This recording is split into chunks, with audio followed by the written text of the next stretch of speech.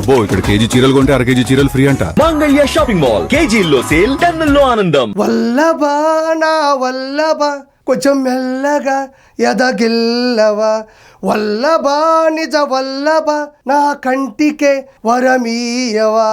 ఈ పాట ఎందుకు పాడాను అంటే అందులో ఒక వ్యక్తి పేరుంది వల్లభా.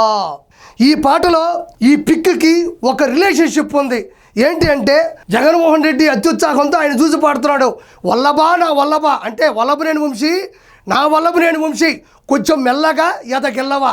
అక్కడ ఏం జరిగిందో కొంచెం చెవులో చెప్పి నా ఎదని గిల్లు. రెండోది ఏం పాడుతున్నా అంటే వల్లభా నా వల్లభా నా కంటికే వరమియ్యవా. అక్కడ ఏం జరిగిందో కంటికి కట్టినట్టు చూపించి నా కంటికి వరమి ఏం చెప్తున్నాడు. ఆ పాటలో ఉండే అర్థం ఇదే.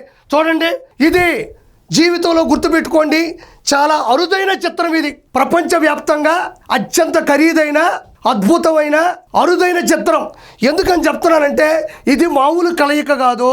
వీళ్ళిద్దరిలో కూడా కామన్ గా ఉండే గుణాలు కొన్ని ఉండే. ఒకసారి చూద్దాం, ఉండండి. ఈయనేమో వల్లభనేని వంశీ అసెంబ్లీ సాక్షిగా ఆడపడుచు భువనేశ్వర్ గారిని క్యారెక్టర్ అసాసినేషన్ చేసి దారుణంగా నీచాది నీచమైన మాటలు మాట్లాడాడు. ఈయన తక్కువ తిన్నాడా, ఈయనకన్నా ఎక్కువ తిన్నాడు. ఇతను సొంత చెల్లిని పసుపు చీర కట్టుకుందని సొంత వర్గం చేత క్యారెక్టర్ అసాసినేషన్ చేయించాడు. అదేవిధంగా సొంత తల్లిని కూడా డబ్బు మీద మోజుతో కేసులు పెట్టించాడు, అవమానించాడు. అంటే వీళ్ళిద్దరిలో ఉండేటువంటి ఒక గుణం ఏంటంటే ఆడవాళ్ళని అవమానించడం, ఆడవాళ్ళని అనుమానించడం, కించపరచడం వీళ్ళిద్దరికీ కూడా సమానమైన హక్కుగా భావిస్తారు. అదేవిధంగా వీళ్ళిద్దరిలో చూడండి, ఈయనేమో గన్నవరం టీడీపీ ఆఫీసు మీద దాడులు చేపించాడు. టీడీపీ కార్యకర్త సత్యవర్ధన్ అనే ఒక వ్యక్తిని కిడ్నాప్ చేపించాడు. అక్రమంగా ఇళ్ల పట్టాలు ఇచ్చాడు. చెప్పుకుంటూ పోతే వైన్స్, గ్రావిలు, ఇసుక, దందాలు, దౌర్జన్యాలు, అక్రమాలు, అవినీతులు ఇంకా చెప్పనే బల్లి ఒక బస్తా నిండా ఉంటాయి. ఈ వ్యక్తి ఏమైనా తక్కువ తిన్నాడా? అక్రమ ఈడీ అంటే అక్రమ ఆస్తులు ఈడీ కేసులో 32 కేసులు నమోదై ఉన్నాయి. 16 నెలలు జైలు ఇవ్వబడి చెప్పకూడదు తిన్నాడు. అదేవిధంగా లిక్కర్ మద్యం స్కామ్ లో కూడా ప్రధాన నిందితుడు ఉన్నాడు. వీళ్ళిద్దరిలో గమనించారు కదా, ఇద్దరిలో ఆడవాళ్ళ గురించి మాట్లాడే విధానం కావచ్చు, అక్రమాల గురించి కావచ్చు, ఇద్దరిలో కూడా కామన్ గా ఉండేటువంటి అవలక్షణాలు. కానీ ఇది అత్యంత అరుదైన చిత్రం అని చెప్పాను. ఎందుకు అంటే ఒకసారి చూద్దాం. నేను కాదు, వైఎస్ఆర్సీపీలు దీన్ని అరుదైన చిత్రంగా భావిస్తున్నారు. ఒకసారి చూద్దాం. ఇలా చూడండి, 138 రోజులు రిమాండ్ ఖైదీగా ఉండి నిన్ననే రిలీజ్ అయినాడు. వచ్చి రాగానే ఈయన ఆనందం చూడండి, ఎలా కలిశారో చూడండి ఒకసారి. ఈ క్లిక్కులు చూడండి, కిస్క్ కిస్క్ కిస్క్ అంటే ఈ కలయిక జన్మలో దొరకదేమో, ఇలాంటి మల్టీ స్టారర్స్ జీవితంలో మళ్ళీ కనబడరేమో, ఇలాంటి ఫోటోలు చాలా అరుదుగా వస్తాయి కాబట్టి ప్రతి ఫ్రేమ్ని కూడా బంధిస్తున్నారు వాళ్ళు. చూడండి ఒకసారి, ఇక్కడ నుంచి చూడండి, గో కిసిక్ కిసిక్ కిసిక్ కిసిక్ కిసిక్.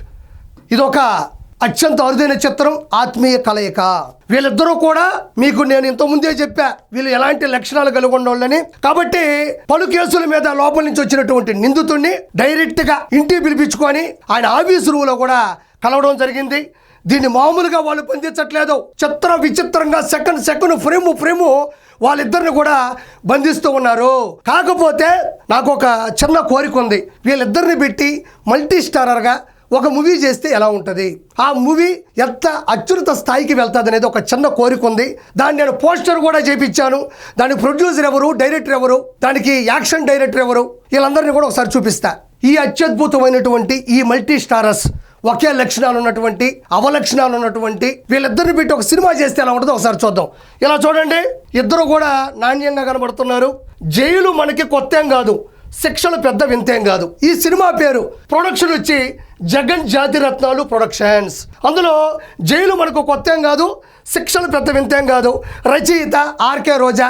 ఈవిడ అంటుంటుంది, అన్న చూపులో బెదురుండదు, అన్న కొడితే ఎదురుండదు. ఈ ప్రాస ఎవరైనా రాయగలరా? అంత అద్భుతమైనటువంటి రైటర్గా ఆర్కే రోజా గారిని పెట్టి నేను చూడండి, ఆర్కే రోజా రచయితగా, అదేవిధంగా ప్రొడ్యూసర్స్ కొడాలి నాని గారు ఆల్రెడీ సినిమాలు చేశారు కాబట్టి, పేరు నాని గారికి అడ్డదిడ్డంగా సంపాదించిన 1000 కోట్లు ఉన్నాయి కాబట్టి వీళ్ళిద్దరిని ప్రొడ్యూసర్స్గా కూడా ఎంచుకోవడం జరిగింది. అదేవిధంగా సినిమాటోగ్రఫీ గోరంట్ల మాధవ్ గారు, ఆయన కెమెరాని ఏ లెన్స్లో పెడతాడు, ఆయన ఎలా చూపిస్తాడు, ఆయన పెట్టేటువంటి ఆ ఫ్రేములు ఎలా ఉంటాయని పెద్దగా చెప్పక్కర్లే. కాబట్టి గోరంట్ల మాధవ్ గారు సినిమాటోగ్రఫీ. అదేవిధంగా యాక్షన్ నందిగామ సురేష్, ఈయన గడ్డి బొమ్మలు తగలబెడతాడు.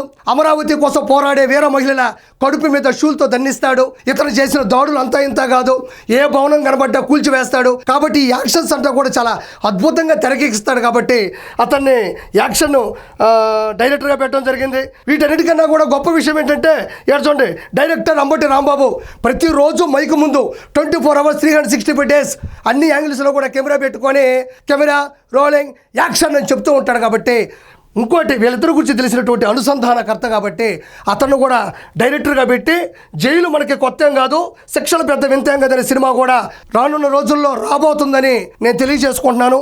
కాబట్టి ఇన్ని తప్పులు చేసిన వ్యక్తిని విమర్శించకుండా ఇంటికే పిలిపించి పరామర్శించడం అనేది సభ్య సమాజం తలదించుకోవాలి. కాబట్టి ఇలాంటి వాళ్ళని వెనకేసుకొని రాకూడదు. వీళ్ళకి రాజకీయ అంతం అనేది మొదలైందని మనస్ఫూర్తిగా తెలియజేసుకుంటున్నాను.